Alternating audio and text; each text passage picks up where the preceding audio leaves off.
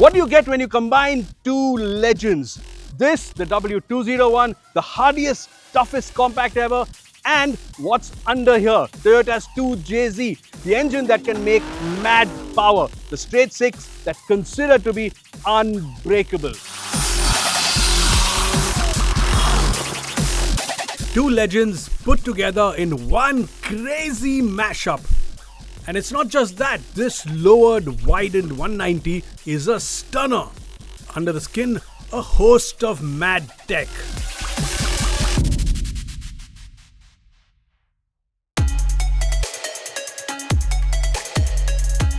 Now up front, blackened headlights and grille, and that gives it a bit of a mean look. Down here, there's a big air dam. This is extended out a bit, and all these bits have been made in-house right here. Now wider track at the front, it's 2 inches wider here, 3 inches wider at the rear. And it's also lowered and gets wider wheel arches. Now for braking, 300mm 4-pot brakes up front, 280mm disc at the back, and that's plenty of braking power, especially for a car of this weight.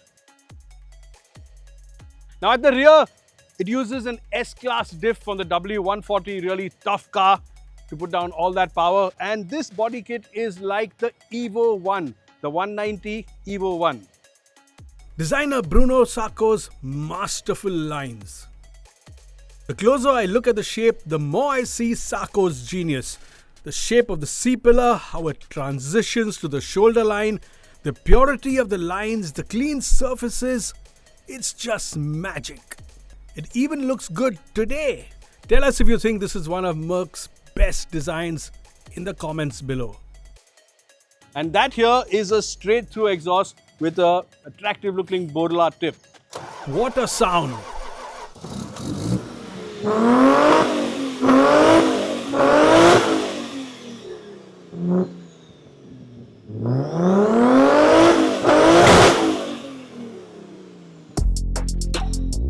Now let's take a look at what's up front under the bonnet. And to try and explain things, I have some help. I'm speaking with Anand Sarkaria, who's the guy who's put this massive 2JZ engine here. What is the inspiration? Well, I just wanted to create something that was completely different. It's a difficult task to just get a 2JZ into the 190 in the first place because of the suspension and the steering configuration. Also the size. I think at the size by fits, itself. Yeah. So it's a difficult fit. So it's taken quite some work, I guess. Okay. So it's been 2 years in the planning. It took me literally 2 years to get this done the way I wanted. Now, of course, just looking at it, this is not a stock engine. So what are the big things you've done to this? Let's start right with the heads. Okay. Completely ported, polished, using 272 cams from HKS. Uses standalone, cops, which are from an R8. Then as you go you can see the color. Yes. From the R8, the same NGKs. Yes. And as you go towards the bottom end, I'm using CP pistons, which are forged pistons. Then Manley rods, ACL race bearings. It uses an uprated 2JZ oil pump. What stock? Huh? What is stock in this? The crank and the block. The springs are also operated on the heads. It's using, I think, 1 mm larger valves. Okay. It's using BC springs. And what RPM does it pull to? Right now, I have a limiter at 7,000, but I Okay. would say 7,200, 300 is like max.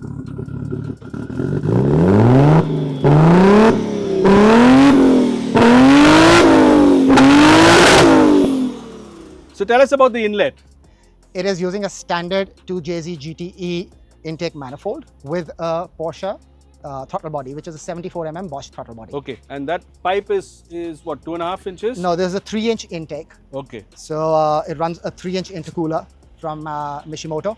Now you replaced the turbo just last night. So what were you using and what is this? I was using an HX45 whole set, which is a much bigger turbocharger. But this is a massive T78. It's a ready, but this obviously makes boost much later. But it's good for 600 to 700 easy. And you want to keep it more drivable, you want that boost coming in early. That's your objective. The objective is actually to get a G30 660 or a 770 because they are more tractable. The boost comes on much lower. Okay, much earlier and it's much more usable. Yes. You also have a quite unique gearbox setup. Tell us about that. So I mated this engine to earn 8 HP 70 out of the ZF 8 HP 70. Okay. And is this transparent timing belt cover useful or is it just cosmetic? It's cosmetic. It's just for the looks. So like I was using a Gates timing belt, so it's different. So it might as well look good. Should we start it up? Sure.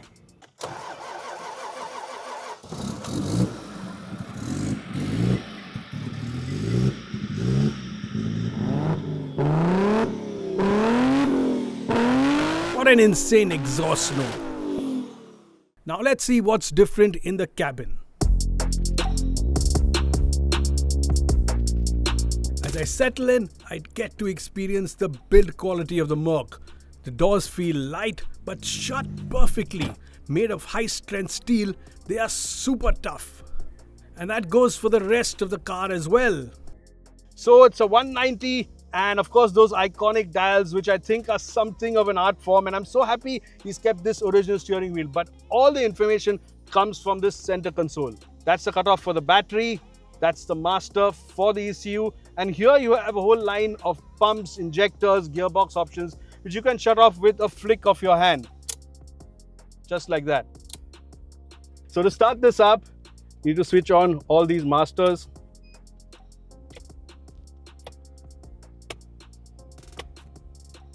And then now let's wake up this monster. Now the idle is a bit lumpy because of course it's got a lot of stuff that changes, optimized for a much higher RPM, and hence the lumpy idle. With the roads soaked, there's no way we can put down upwards of 400 horsepower. But it's still worth getting a taste, just to feel what it's capable of.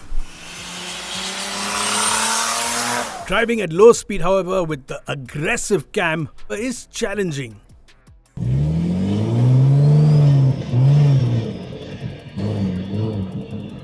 So that's just a few millimeters of travel, and that's practically all you need to get moving. This is turbocharged, but you don't feel that it has a turbo. There's so much response immediately on it. A few more revs and it's practically straining at the leash. Now this T78 only spools up after 2.5 or 3,000 RPM, but even now there's so much bite. As soon as I get on the throttle, and that plays havoc with the aggressive cam at low speeds. it's charming to have that single wiper. And you can feel how stiff this W201 shell is. It's just amazing. Like I said, the combination of two legends, the 2JZ up front and this chassis. Compact, light and stiff. Probably why so many 190s get engine swaps. Now Anand was telling me how useful this car is and how usable. And yes, with an air condition, you could practically use it every day. I also relish using the quick shifter gearbox, especially the stiffly sprung, spring-loaded metallic clack and the short throw. The brakes need a bit of getting used to, but shove them hard and these Lamborghini Gallardo brakes do bite. What I absolutely love is that you can hear the turbo spooling up. Now the T78 spools up at around 2.5 or 3,000 RPM, so we have to wait for the power a bit. And that's when it's coming in. Wow, just sitting on the edge. Let's have another go.